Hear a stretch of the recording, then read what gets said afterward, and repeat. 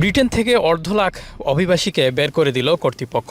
সরকারি হিসেব অনুযায়ী 2024 জুলাই থেকে 2025 সালের ডিসেম্বর পর্যন্ত চালানো অভিযানে অন্তত 12,300 জনকে গ্রেপ্তার করা হয়েছে।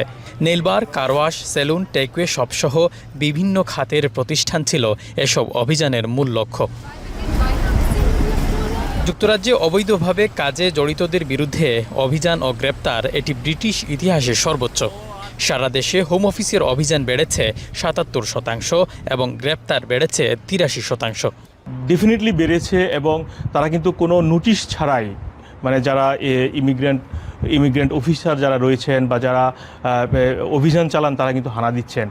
হোম অফিস জানায়, ইমিগ্রেশন এনফোর্সমেন্টকে গত বছর অতিরিক্ত 50 লাখ পাউন্ড তহবিল দেয়ায় বড় পরিসরের অভিযান সম্ভব হয়েছে। জাতীয় কিংবা স্থানীয় নির্বাচন ঘিরে রাজনৈতিক সরকার অভিবাসীদের ধরপাকড় বা হয়রানিতে সক্রিয় হয়ে ওঠে বলে কঠোর সমালোচনা করেন বিশ্লেষকরা।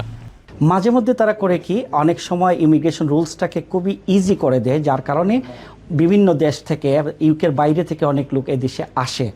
আসাটা যতটুকু সহজ, আসার পরে এই দেশে স্থায়ীভাবে থাকা অথবা কাজ করাটা ততটা সহজ নয়। সংশ্লিষ্টদের আশঙ্কা, যুক্তরাজ্যে দীর্ঘদিনের কর্মী সংকটের মধ্যে সরকারের নতুন কঠোর অভিবাসন নীতি ছোট বড় বিভিন্ন প্রতিষ্ঠানে নেতিবাচক প্রভাব ফেলতে পারে। ইলিগেল যারা ছিল কোনোভাবে যে কিছু কাজ করতো, এরা চলে যায়, এইটা একটা প্রভাব পড়বেই। অর্থনীতির ক্ষেত্রে এটা একটা প্রভাব পড়বেই, কিন্তু হোল ইমিগ্রেশন ম্যাটারটাই হয়েছে পলিটিক্যাল থিংস। কঠোর এই অভিযানের প্রভাব নিয়ে বাড়ছে উদ্বেগ।